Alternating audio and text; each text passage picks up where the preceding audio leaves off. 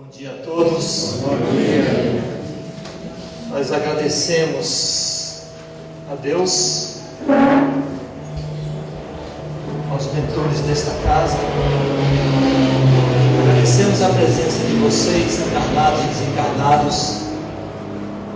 Mandamos um abraço para o José Aparecido da Rede Amigo Espírita, que viabiliza a transmissão dessa palestra pela Rede Mundial de Computadores.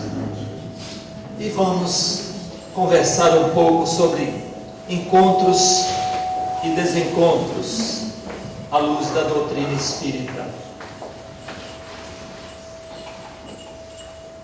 Esse tema, se nós consultarmos a nossa mente e o nosso coração, ele é do nosso dia a dia. Os exemplos que nós vamos trazer aqui podem ser encontrados dentro da nossa casa, na nossa vida, na vida do nosso vizinho, entre nossos parentes.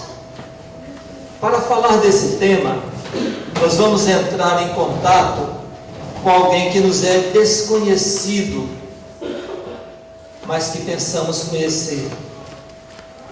É alguém que nos surpreende a cada dia, a cada atitude, com coisas que não esperávamos que acontecessem. Nós mesmos, esse é o bem. Quem somos? Vamos imaginar que algum de nós aqui precise sair deste ponto e ir ao Morro do Cristo e diz: vou cortar caminho, vou por São Silvano, Maria das Graças, pegar outra ponte, pegar a rodovia, subir por São Vicente, para depois ir ao Cristo. Parece ilógico. Ou vamos imaginar alguém que resolva comprar um carro novo, chega numa concessionária e o vendedor diz: este carro custa 50 mil reais. E aí nós dizemos: não, 50 mil eu não aceito pagar, eu só pago se for 1 milhão. Nós somos assim, e vamos saber por quê. Vamos imaginar uma situação que na minha vida profissional eu presenciei. Uma instituição financeira emprestou para uma empresa 25 milhões de dólares para se fazer o investimento. Fim do investimento, a empresa só valia 15 milhões. E o banco que emprestou o dinheiro não era o dono, era apenas um dos credores. Não parece lógico, mas é assim que agimos, e vamos entender por quê. O irmão X, em uma das obras, traz um caso interessante de um jovem de 20 anos de idade, morava na propriedade do pai, e margeando a propriedade, na fazenda do vizinho, tinha um belo lago, que se encaixava perfeitamente nas necessidades de irrigação dele. E ele falou: meu pai, esse lago nos pertence por lógica, pelos desenhos da fazenda, ele nos foi usurpado. E o pai: não, isso pertence ao vizinho. E o jovem insistiu e, por conta própria, de madrugada, levantou e mudou a cerca de lugar, colocando o lago para dentro da propriedade dele. O vizinho, quando acordou, viu aquilo, procurou saber quem foi, certificou, foi lá e matou esse jovem. E ele desencarnou revoltado, porque achou que tinha feito uma coisa lógica, achou que tinha feito algo certo, e não foi assim bem recebido, digamos. Depois de vagar durante muito tempo pelas zonas mentais inferiores da espiritualidade, ele foi socorrido, foi esclarecido e perguntou aos mentores espirituais: o que é que eu devo fazer agora para corrigir essa situação? Você vai encarnar na família que você lesou e vai botar essa cerca de volta no lugar. E assim foi feito. Ele reencarnou quando completou 20 anos de idade, aproximadamente. Ele chegou e falou: meu pai, essa cerca está no lugar errado, esse lago é nosso, está aqui a escritura. E o pai dele fala: meu filho, isso já deu morte, não mexe com isso. Não, meu pai, é nosso por direito. E uma noite ele acordou de madrugada, foi lá e colocou a cerca de volta no lugar e recuperou o lago. A antiga família dele se sentiu lesada, descobriu quem foi lá e matou ele novamente. Aí vai ele desencarna revoltado, porque ele tinha corrigido um erro do passado, e aí continuou vagando nas zonas mentais inferiores por um longo período, até que pediu novamente ajuda, e os mentores espirituais disseram: agora, seu próximo passo é reencarnar na sua primeira família e ser o guardião desta cerca. E ele reencarna. Quando chega aproximadamente 25 anos, os amigos obsessores se aproximam dele e dizem: olha, essa cerca está no lugar errado, esse lago pertence aqui. E ele, aprendendo com a experiência passada, repeliu essas influências. Mas os nossos amigos não sossegam. Pegou o irmão dele de 17 anos, começou a assediar, e o irmão chega para ele e fala: meu irmão, esse lago é nosso, essa cerca está no lugar errado. Ele olhou para o irmão assim, subiu aquela ilha e falou: não mexa nessa cerca, porque você vai ter problema comigo. E aí sim, ele realmente aprendeu com a experiência e com as sucessivas vivências. E esse aprendizado durou apenas 300 anos. 300 anos de paralisação da marcha espiritual apenas por um rompante. Esse somos nós. Se nós formos olhar na contabilidade divina, o tanto que Deus já investiu para nós chegarmos até aqui, vamos tentar colocar de uma forma absurda em números. Deus deve ter gasto em cada um de nós pelo menos 1 bilhão em bônus espirituais, e nós só somos capazes de gerar, em termos de amor e caridade, 1 milhão. Então nós valemos 1000 vezes menos do que custamos. Ainda, como o nosso destino é o progresso e a felicidade, nós vamos pagar ceitil por ceitil e vamos recuperar todo esse investimento que Deus fez, que é a inteligência suprema, e investiu em nós, sabendo que o investimento seria alto e o processo seria lento, mas nós vamos conseguir vencer. E por que é que isso acontece? Por que é que nós agimos de forma insana? Por que é que nós desperdiçamos recursos divinos na nossa marcha espiritual? Isso tem uma razão de ser. Segundo a doutrina de Sócrates e Platão, em O Evangelho segundo o Espiritismo, enquanto tivermos o nosso corpo e a nossa alma nele se encontrar mergulhada, jamais possuiremos o objeto dos nossos desejos, a verdade. E ele diz por quê? De fato, o corpo nos oferece 1000 obstáculos pela necessidade que temos de cuidar dele. Além disso, ele nos enche de desejos, de apetites, de temores, de 1000 quimeras e de 1000 tolices. Quando nós encarnamos com um sentido de unidade. Nos primeiros momentos, nos primeiros anos da nossa existência, nós nos separamos a noção de corpo e espírito, porque as nossas forças físicas são tão pujantes, estão tão efervescentes, que nós não conseguimos pensar na dualidade. Mas quando nós chegamos aos 25, aos 30, 35, nós percebemos que as forças físicas começam a diminuir, e a inteligência continua florescendo, e nós conseguimos perceber que, na verdade, nós não somos esse corpo, somos moradores dele. E talvez não só moradores, porque nós não conseguimos entrar e sair a hora que queremos.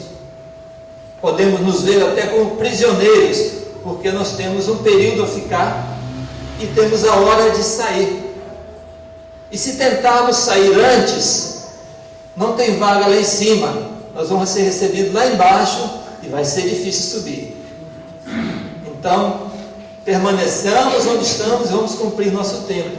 E não só prisioneiros e moradores, mas podemos também nos considerar escravos, já que nós não somos o corpo e estamos dentro dele, e temos que cuidar dele, higienizar, nutrir, vestir, abrigar, exercitar, medicar, dar prazer, porque senão ele, como nosso Senhor, nos castiga com a doença. E isso transforma a vida humana em algo muito miserável, muito ruim. E é nesse momento que nós chegamos a Deus e conseguimos ver o corpo como um instrumento evolutivo em nossa caminhada, que nos permite aprender as duras penas, deixar a cerca onde está e não mudá-la de lugar. Nós preparamos aqui uma linha de evolução que demonstra que na primeira fase da nossa existência, ao invés de nós buscarmos a espiritualização da matéria, nós ainda estamos buscando a materialização do espírito. O materialismo ainda tenta vencer Deus e vencer a espiritualidade a conta de que prevalecerá no futuro. E isso não acontecerá, e nós vamos mostrar por que funciona dessa forma. Nós iniciamos a nossa caminhada evolutiva na animalidade. E ainda temos resquícios muito fortes dela, como diz o Emmanuel, nós estamos em processo de humanização. Nós ainda não somos completamente humanos. Parece duro ouvir isso, mas se lermos os jornais, ouvirmos os noticiários e vermos o que o ser humano está fazendo com o planeta, nós vamos ter a convicção de que ainda estamos realmente nos humanizando. Então, essa fase de animalidade, nós vivemos ela nos mundos chamados primitivos. Em seguida, nós entramos numa fase de provas e expiações. Como vocês podem perceber, os primeiros lampejos do Espírito começam a aparecer e nós começamos a viver como um ser dual. Ainda prevalece a humanidade, mundo de provas e expiações, mas nós já temos a presença do Espírito, a consciência de que nós não somos a matéria, e sim somos os Espíritos. Nós caminhamos um pouco mais e entramos na chamada fase de regeneração, em que a espiritualização da matéria começa a prevalecer, e é o período em que nós vivemos nos mundos chamados de regeneração. A Terra, que é um mundo de provas e expiações, está entrando nesses tempos agora na fase de regeneração, e muitas coisas estão mudando aceleradamente. Na fase de animalidade, nós vivemos sob a lei de causa e efeito. Tudo que fazemos aqui, aquele 1 bilhão que Deus investiu em nós, vai ser devolvido pela lei de causa e efeito. Esse recurso divino vai voltar à origem, naturalmente, e nós vamos ser capazes de gerar o 1 bilhão que foi investido em nós, e talvez até muito mais. Já a fase de espiritualidade, já não somos mais regidos pela lei de causa e efeito, nós passamos a ser regidos pela lei do amor, que o Mestre Jesus semeou dentre nós e que ainda estamos tateando nesse aprendizado. Em seguida, quando estivermos plenos da lei do amor, nós passaremos a viver a condição de angelitude em mundos ditosos.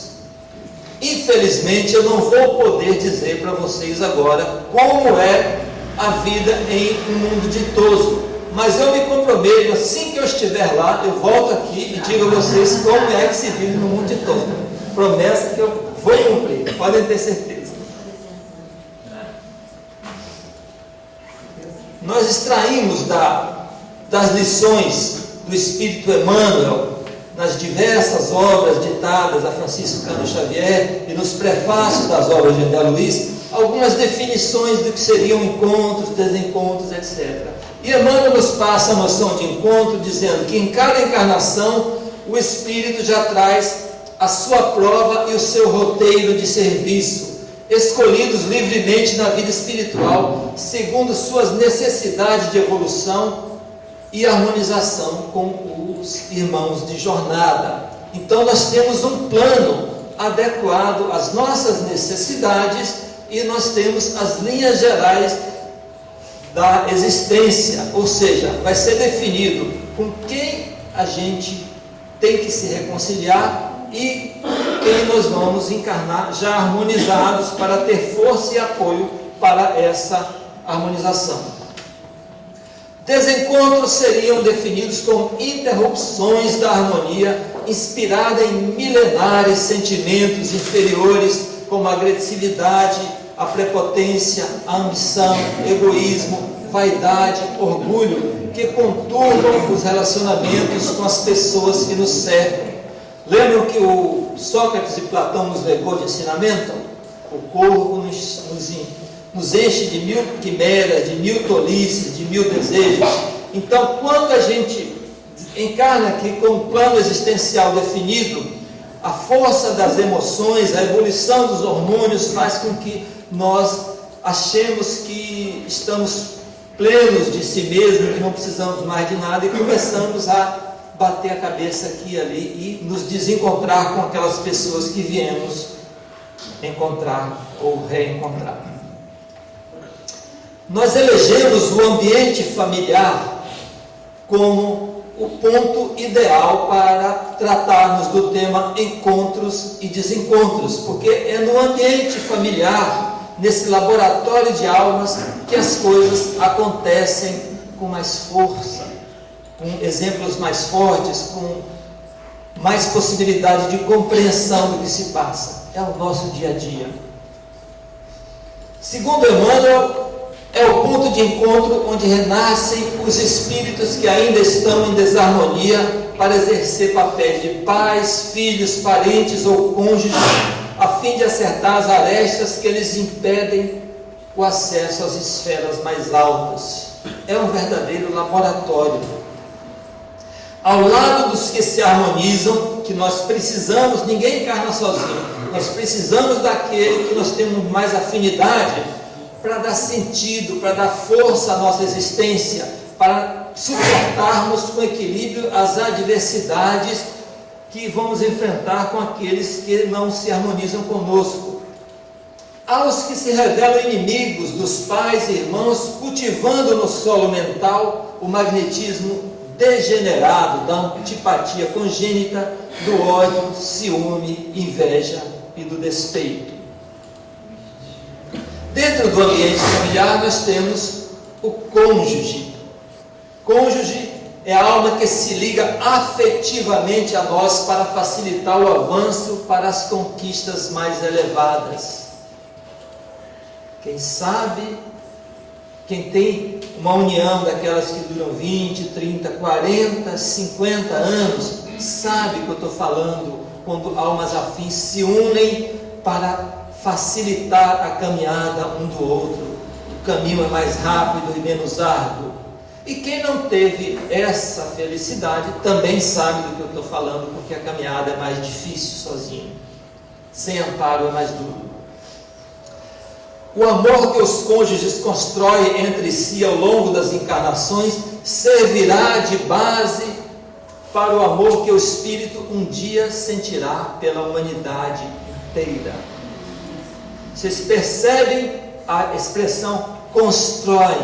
O amor não nasce, o amor é elaborado dia a dia, aquele olhar que revela respeito mútuo, admiração mútua e afeto. Esse é o dia a dia, acordar para o lado assim, e que nem disse o ator daquele filme, La Dolce Vita: Buongiorno principessa, buongiorno príncipe, principesso. Mas é possível. Tem gente que faz isso durante 100 anos e faria por mais de 200. A gente se afina. Nós estamos aprendendo a amar. Filhos são credores antigos que surgem sob a forma frágil para reiniciar os entendimentos sobre os débitos do passado. Há pais e filhos que já estão quites um com o outro, mas isso é muito raro. Geralmente eles vêm para cobrar. E quando nós planejamos a encarnação, nós já sabemos quem vai ser pai e quem vai ser filho. Nós temos essa consciência. E muitos de nós, depois que mergulha na matéria, mesmo tendo consciência de honestidade e retidão, essa honestidade e retidão só tem aplicação na esfera material. E aí não aceita a reencarnação daquele espírito que tem que se reconciliar. É muito comum isso. Evita pelo aborto, pela paternidade irresponsável e outras formas de evadir os compromissos. É como se o devedor dissesse para o credor: só pago na justiça, quando não aceita um filho. E Deus, com toda a paciência e com todo o amor, diz: eu espero, ela mesma que você vai pagar. Não se preocupe, eu tenho tempo.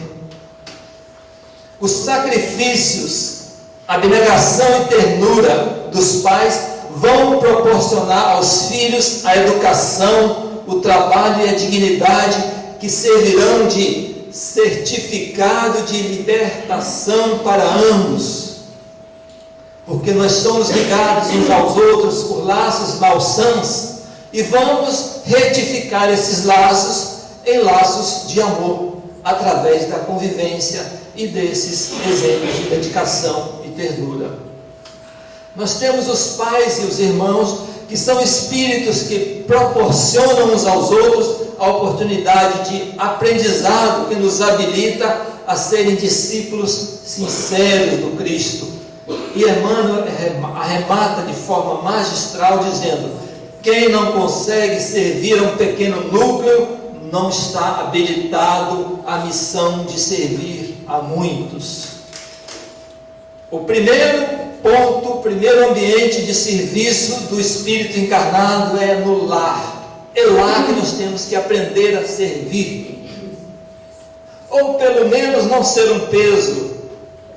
Secar o banheiro depois do banho, arrumar a cama que dormiu, lavar o prato que se nutriu, é o básico. Até aí nós estamos fazendo para si mesmo.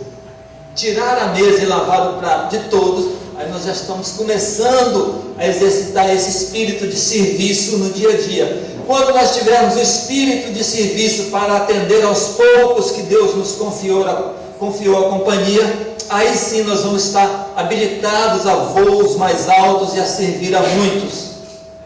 Mas enquanto deixarmos para trás um peso, um rastro, enquanto formos um na sociedade e outro dentro de casa, nós não vamos aprender a amar e a servir, que é a finalidade maior da nossa existência. Parentes. Os parentes são grandes inimigos do passado que, no calor dos abraços diuturnos, diluem as imperfeições dos sentimentos. As inimizades, elas geram uma energia densa e pesada que permeia o coração. Quando nós abraçamos o inimigo, essa energia se dilui, se dispersa e torna a existência mais leve. Esses são, não todos, não generalizemos, mas a finalidade do parentesco é essa. Na execução dos deveres sublimes do amor e da caridade, convém não esmorecer diante das expressões de maledicência e incompreensões da parentela. Porque parente é interessante, o parente ele não julga a gente igual aos outros, a gente costuma julgar, mas o parente a gente não julga, a gente já condena de uma vez, já não tem julgamento, já vai direto ao assunto, não perde tempo, é muito mais prático. Nós extraímos da obra E a Vida Continua com um apoio inestimável do meu irmão Carlos Prete, que domina a arte de editar vídeos. Ele nos ajudou a elaborar uma exposição que permite a compreensão dos encontros e desencontros que tem nessa obra de relativa complexidade que o André Luiz nos levou, mas que é uma belíssima obra, foi transformada em filme. Muitos de nós já assistiu, mas vamos ter uma oportunidade de rever e relembrar algumas coisas. Os encontros. A história começa entre 3 amigos de infância: Desidério, Ernesto Fantini e Amâncio. Amigos de infância, de adolescência, de juventude. E na idade adulta,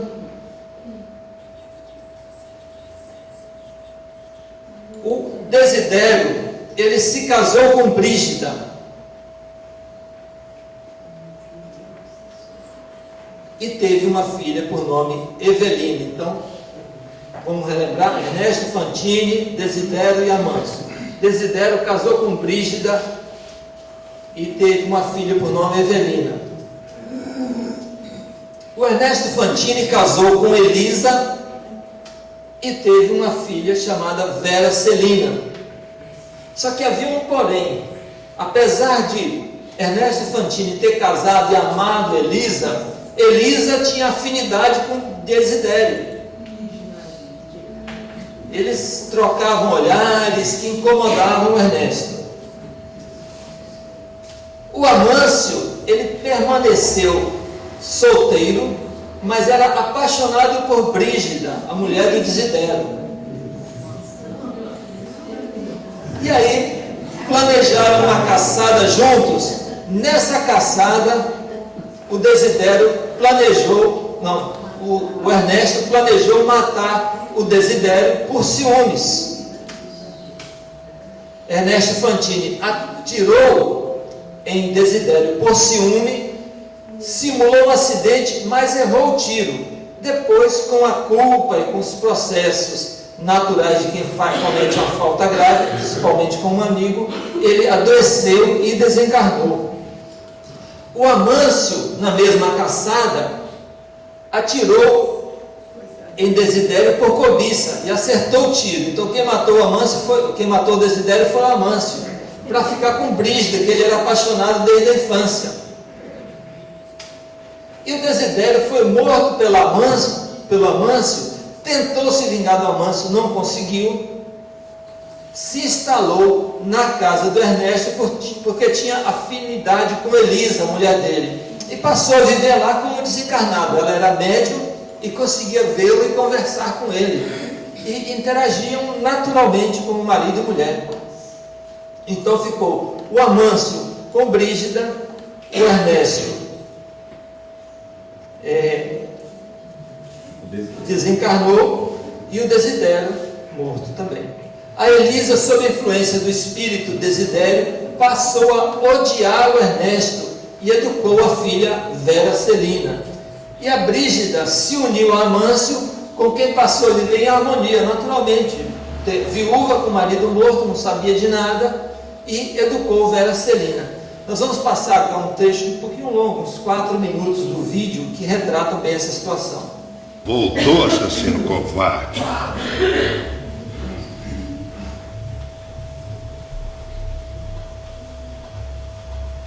Eu vivo aqui, moro aqui. Sua mulher me pertence. Desidério, eu imploro. Que isso, Ernesto? Perdeu a dignidade de homem, a vergonha? Ou pior, perdeu a coragem? Sim, é preciso coragem para tirar um amigo pelas costas. Achou que me matando me varia feito lixo perto da tua mulher? Esqueceu que eu também tinha uma vida, um lar, uma esposa e uma filha que eu amava? Achou que eu queria tanto assim a sua mulher? Eu já assim. Você e ela, os olhares eram diferentes, estranhos. Eu amava minha mulher. Eu me tornei um criminoso por amor. Eu fui exterminado feito um cachorro louco. Espero que de mim, seu cretino matador, que eu beijo sua mão e o perdoe para sempre. Em nome de Deus. O acerto inimigo não é de Deus. É hora do ajuste de contas. 7 palmos de terra em cima de nós dois não dão nada. Fomos enterrados e esquecidos pelos chamados vivos. Mas eu continuo credor e você devedor. Você achava que eu queria tanto assim a sua mulher porque ia me afastar do outro jeito. Éramos amigos, você sabia que eu era um descabeçado. Só comecei a olhar para sua mulher porque ela me incentivava. Mas era só você me chamar para uma conversa franca de amigo para amigo que o seu saberia não pôr no meu lugar. Ao invés disso, você resolveu bater no meio como se eu fosse uma cobra venenosa. Eu me arrependo amargamente. O único culpado sou eu. Não é. É para ser culpado, você é um incompetente. Nem nisso conseguiu ser o único. Você só serviu para dar ideia e criar o modelo do crime. Foi outro assassino que se aproveitou da sua maldade, da sua péssima pontaria para acabar com a minha vida. O destino me colocou na mão de 2 carrascos. 2. Você disparou contra mim para me afastar da sua mulher. Canária do amante, viu que você errou e me acertou em seguida para se apoderar da minha mulher. Amigos assim nem no inferno se diriam melhores. Quando me descobri vivo depois da morte, fui para minha casa para ver minha mulher e minha filha. Sabe o que eu vi? O amante. Apoletado na minha poltrona predileta com o novo chefe da casa, o novo marido da minha mulher viúva e o novo pai da minha filhinha órfã. Saí alucinado, queria só. Vaguei pelas trevas, sei quanto tempo. Aí eu recebi chamar de Jesus da igreja da sua mulher. Atendi rápido e fui oferecendo a ela no meu belo sapato. Deixando crescer o amor dessa mulher. A última criada da terra que ainda me guardava na memória e no coração. Porque você, filha, você viajava o tempo todo dizia que era negócio. Como marido, pai, um fracassado, gente. Nunca se preocupou com os problemas da sua mulher, da sua filha. Uma envelheceu gemendo e a outra se chorando. Você é patético, Ernesto Foti. Patético. Cometeu um crime pela metade e ficou com a culpa inteira. E aparece agora aqui para quê? Colher um amor que não plantou? Cobrar satisfações? Enquanto a sua mulher e a sua filha estiverem, como é que elas estão? Minha filha casou-se com outra canalha. Igual e pior que padrasto. Morreu feliz, pobrezinha. Desprezaram o marido, sabaram que há muito tempo era amante de outra mulher. Quer ver o cafajeste para casar com a minha filha Lili? Então aqui na guarda lá com a amante. Que é a sua filha, essa menina. Essa é a sua filha.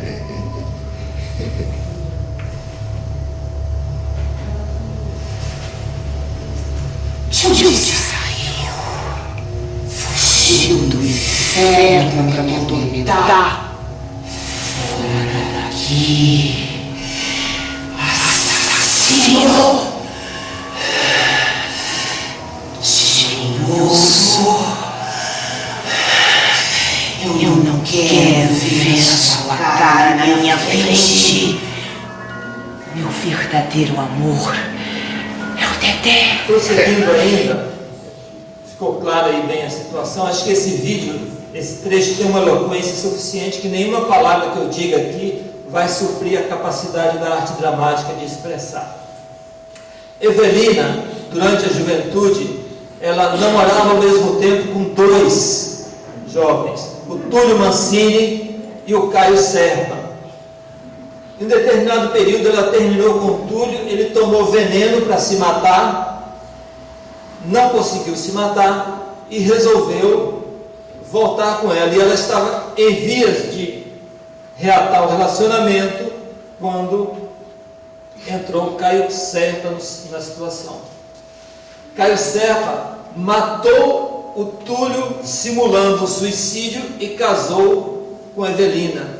Quando Evelina adoeceu, o Caio seduziu Vera Celina, que era filha do Ernesto. A Evelina, quando soube do suicídio, se casou com o Caio.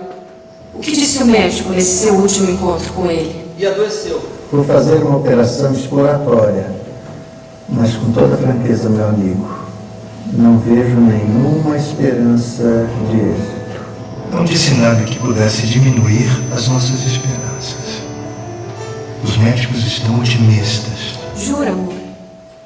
Ela teve uma gravidez interrompida depois de uma deficiência renal grave e desencarnou em razão dessa deficiência. E o marido nutria esperança e ficava mentindo para ela o tempo todo. Eu só quero que você diga a Evelina que eu amo muito, que estou sofrendo e que não faço outra coisa senão orar por ela.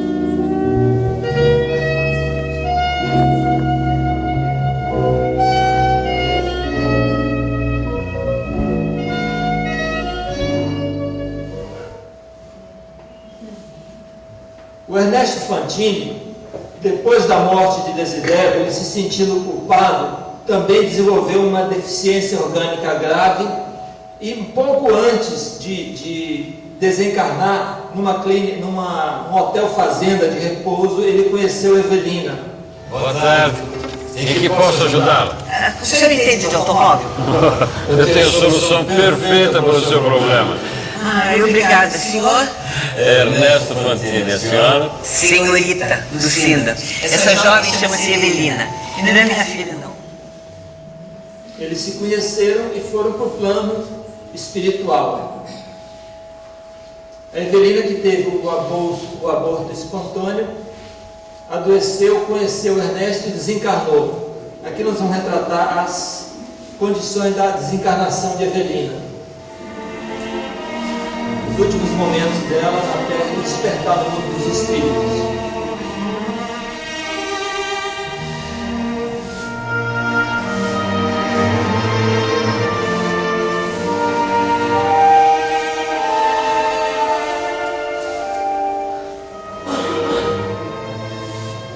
Que bom que nos despertado, senhora Evelina. Como você está se sentindo? Eu estou me sentindo muito bem. Ernesto Fantini e Evelina se reencontraram na espiritualidade. Depois de se reequilibrarem, começaram a trabalhar juntos. Psicologia é uma das coisas que eu não domino. O Instituto tem uma ótima biblioteca à sua disposição. Estudem. E nas horas de folga, estudem mais.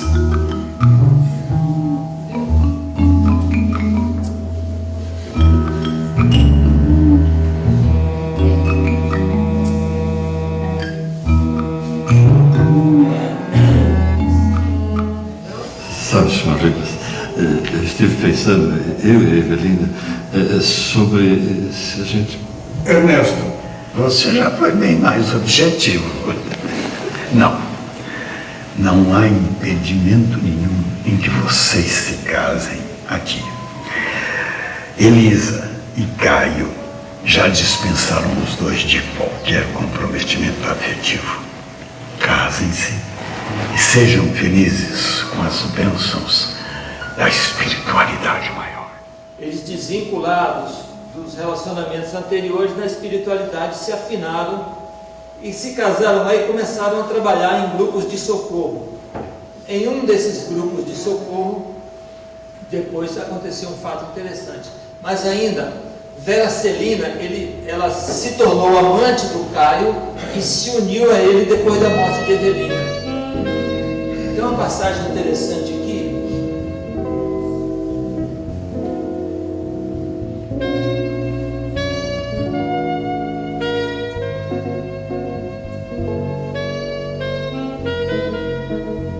Isso deve ser evitado entre nós. O Aloysio nos alertou. Dar joia para a mulher não é uma coisa que se deva fazer. Dar um bom dia, dizer eu te amo, tratar com carinho, com respeito, mas nada de joias. Palavras do Aloysio, tá? O Túlio Mancini foi morto por Caio. Depois de algum tempo, no umbral, foi encontrado por Evelina e levado a um posto de socorro espiritual. Evelina!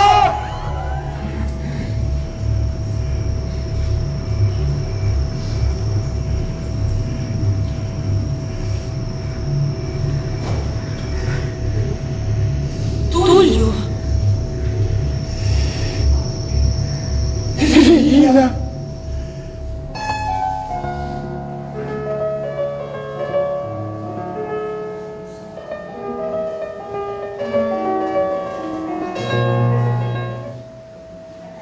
Ele foi aí levado a um posto de socorro e no posto de socorro, numa das conversas com Evelina, que foi revelada a situação em que ele desencarnou.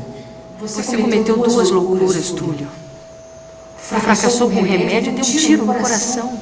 Eu tomei veneno e não deu certo, mas o tiro foi obra de um canalha que me achava um estorvo na vida dele. Depois de me insultar, de me acabar durante um tempo, o assassino sacou da arma e me deu um tiro no peito. Preciso me dizer que o nome do assassino é Caio Serpa. Até então, Evelina não sabia que o marido dela havia matado o concorrente para ficar com ela. E aí nós vamos trazer nessa obra a aplicação da lei de causa e efeito a esses personagens. O Caio Serpa recebeu o Túlio Mancini como filho para uma convivência muito difícil. Túlio Mancini, depois de tratado, reencarnou como filho de Caio e Vera Celina. E Vera Celina casou-se com Caio e recebeu Túlio Mancini e a mãe dela, Elisa, como filhos muito amados. O único amor que me interessa é o seu, Evelina. Vai ser assim por toda a eternidade. Mesmo que o esquecimento me force ser outra pessoa, eu vou levar sempre no meu subconsciente a certeza de um dia reencontrar você. Seja feliz, Túlio.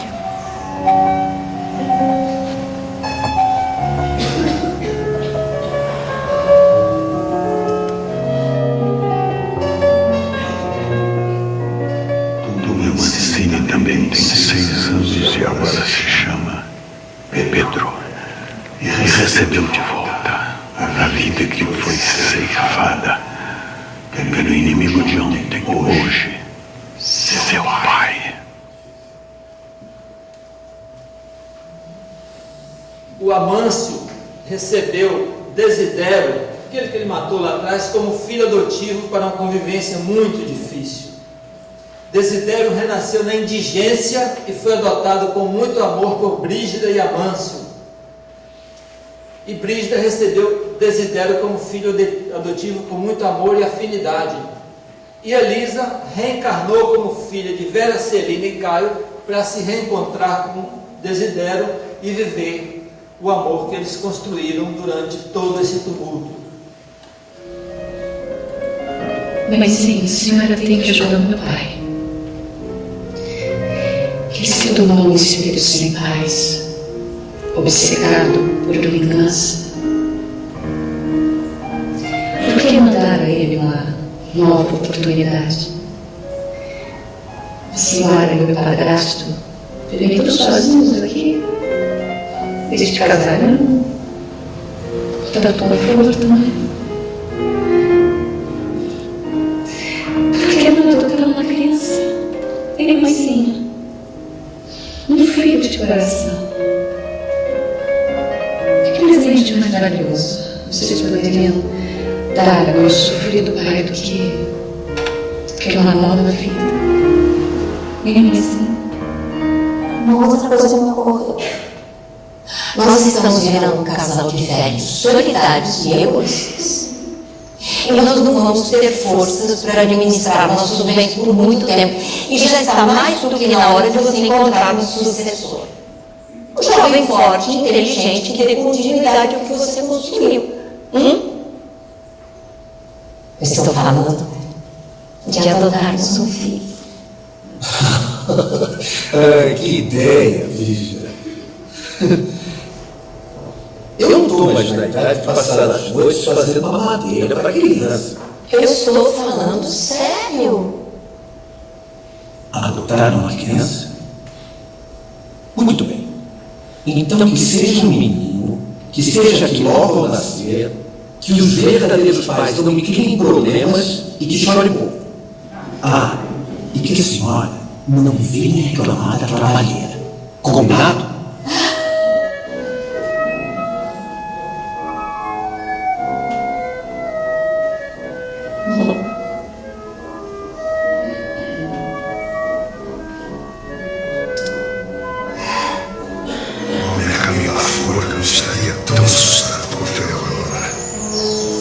Eu sei que não vou morrer sem viver. Só sei que está reservado para mim. Seja lá como for, querida filha, eu quero que saiba que só concordei porque foi um pedido seu. Ernesto Fantini jamais me dobraria. Verdade. O nosso futebol claro da igreja, lembra-se? Nós éramos meninos. Se o passado não fugisse da memória dessa nova vida, ele pediria que guardasse na lembrança esse tempo. Nós éramos amigos. Amigos.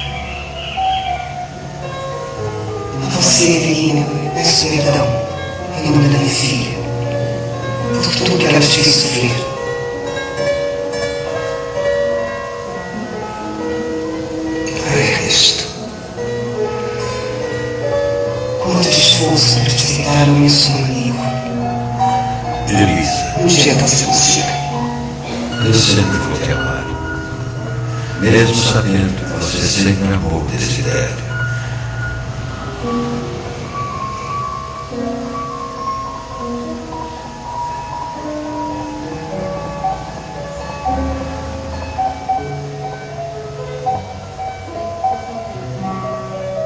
Desidério agora é Lúcio Terra. Tem 6 anos, é filho adotivo e razão de ser de Brigida e Lúcio. Quando a Elisa, o Capo Fantini, ela tem hoje 2 anos, se chama Ana Flávia Serva. Reencarnou como filha de Caio e Vercelina. Oi? Seja Desidério e Elisa se reencontrando.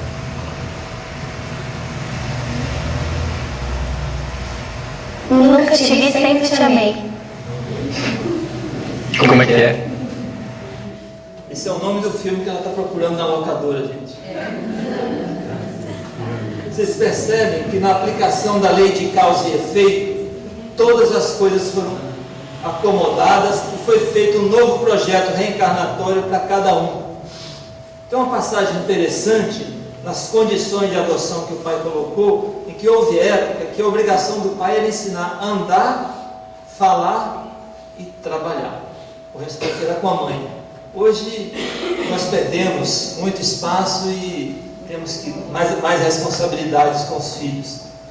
Pois bem, meus caros, nesses encontros, desencontros e reencontros retratados aqui, mostram aquele ser humano de lá de trás que faz as coisas pelo caminho mais difícil, em que a animalidade ainda aflora sobre a angelitude e que faz os desatinos e os desencontros que nos colocam nas provas difíceis da existência.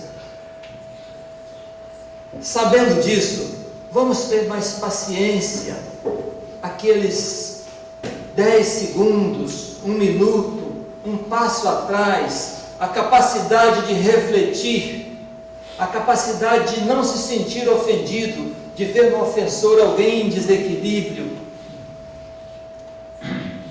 a capacidade de esperar a energia desequilibrada se esgotar para depois falar, oferecendo o silêncio em respeito ao desequilíbrio alheio e não vibrando na mesma sintonia e adquirindo débitos gravíssimos que depois nós vamos precisar de alguns séculos para saldar. Na obra Libertação, em um momento em que a equipe espiritual que André Luiz fazia parte, liderada por Rúbio, é assediada por alguns espíritos, e o espírito enfrenta André Luiz, e o André Luiz para em silêncio, e o orientador espiritual chama ele de volta e ele volta.